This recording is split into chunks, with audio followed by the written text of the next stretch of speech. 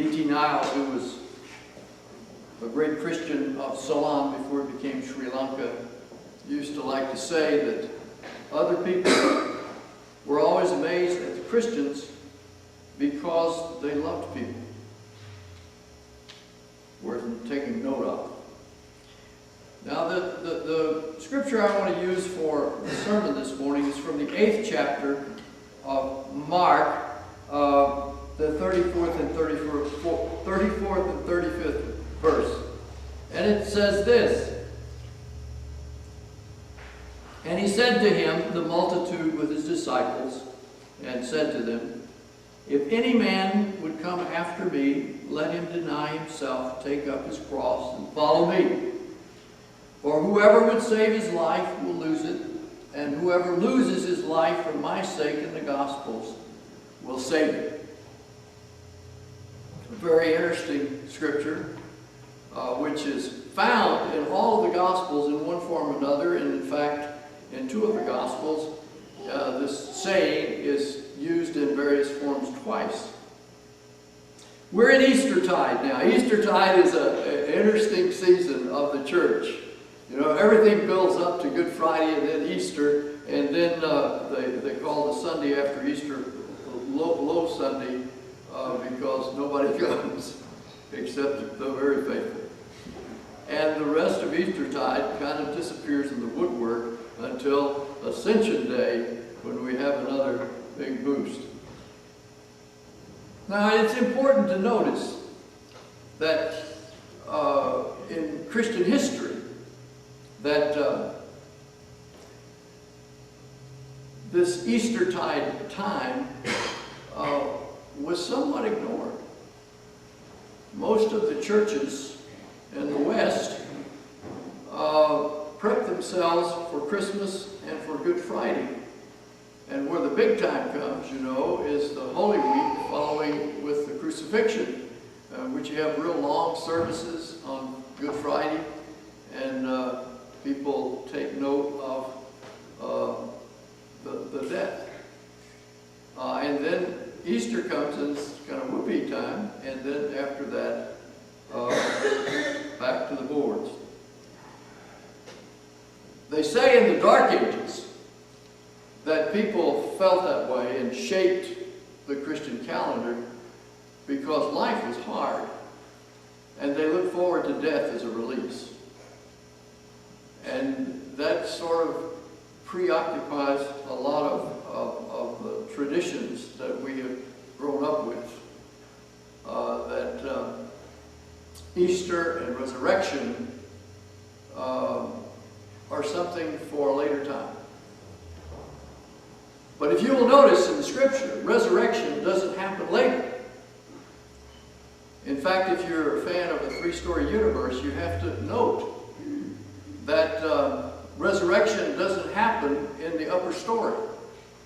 It happens on the main floor. That what the Gospels are talking about is something that is relevant to life as it is now, not something that is out of reach or far off or that will come later on. We're in the midst of Rethink Church, in which the whole denomination is trying to look at what in the world church is in the 21st century. For a lot of the bureaucrats, it's because the numbers are dwindling, and they're very concerned about the number of people that are in the institutional church. And that is a worrisome thing, especially if you are a bureaucrat and you are interested in that sort of thing. But we're trying to re-image or see what in the world is going on in the life of people that relate to this gospel message. Because we live in a time that's very new. As someone was writing the other day, that presently we're educating children for jobs that are not yet created. We don't know what they are. We do know that we will have industries pop up in this world that right now we don't have the foggiest notion of what they are. How many of us, when we were younger, would have imagined the internet? Or even later, Facebook, which, by the way, is going to anchor itself here in Austin. And what else is coming next? I read an article this morning in the newspaper that said 1 out of 8 people in the United States that have cable TV are dropping out, and they're plugging into the internet because they feel they can get all that programming for free. What's that mean? And we've noticed what's happened with newspapers. We also know that we live in a society of anticipation for what we do not know. Nobody saw AIDS coming. I was in the hospital back in February, and the first thing they did after they got me in the room was a nurse came with a little swab. And she ran it around my mouth real quick, and I asked her what she was doing, and she said, we have to do that to every patient that comes through because of MRSA. Who knew about MRSA? Our world is changing so fast, and we are so interrelated that we have a new reality on our hands, and we can hardly put words around it. What would the scripture mean that we have read earlier? It was obvious that it was very important to the papas and mamas of the early church because they used it repeatedly. That if you want to hang on to your life, you're going to lose it. But if you lose your life for my sake, you will find it. What in the world does that mean? Now we know in the early days of the church, a number of people lost their life through martyrdom. The Romans would put their gods up and have everybody bow down to them, and anybody who wouldn't got their heads chopped off.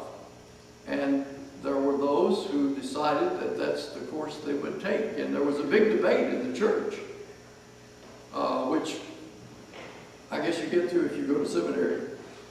But of people who were really saying, well, why don't you just go down there and nod and get on with your life? They don't mean it. And this went back and forth. But the church chose to elevate those who were martyred more than those who just kept on their business. And so we have a whole list of martyrs today. But what does it mean to live your life in such a way that you gave up your life for the sake of Jesus? What does that mean for us today? How can we talk about that? You know, sometimes we believe that what it means to give up your life for Jesus and find your life in that is to become a preacher. You know, we would expect it to people who work all day and really, you know, have to live in the world. So it's kind of shelved, the whole idea of giving up your life for the sake of it. And so you kind of create a sense of first and second class citizens in this gospel issue. But there wasn't any clergy. There weren't any ordinands when this scripture was coined. They came much later.